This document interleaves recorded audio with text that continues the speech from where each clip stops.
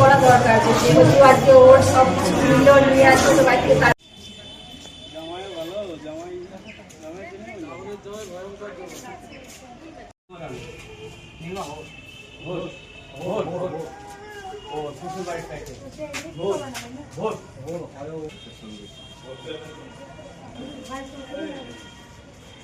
মোটামুটি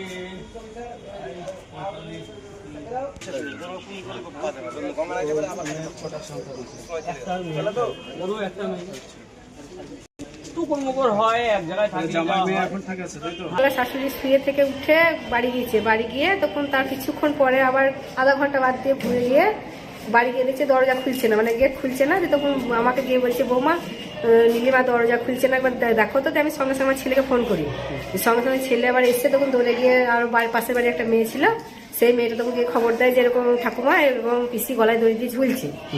তখন সবাই মিলে এসে পাড়ার সব আরো সব ছিল, এসে তো কেটে নামায়। আমি তারপরে তো দেখি যে এরকম ঘটনা। কি কারণে ঝুলছে সেটা বলতে পারবো না। কারণ বলতে গেলে আপনার কালকে দুপুর টাইমে ওর জামাই এসেছিল আমাদের বাড়ি। প্রথমে গেল গিয়ে তখন আমার হাজবেন্ডকে বললো যে এরকম আপনার বোনকে ডেকে দিন তো, দিয়ে বললো যে ও তো ওই বাড়িতে আছে, তাই বললো যে ওই বাড়িতে গিয়েছে, গিয়ে ওই বাড়িতে ডেকেছে, টাকার পরে কাগজে কি নেবে সই টই বলে করে নিয়েছে, করে নিয়ে আপন চলে গিয়েছে। চলে যাওয়ার পরে এখন তারপরে থাকার পরে এখন সকালে কি কারণে করেছে সেটা বলতে তাহলে জামাই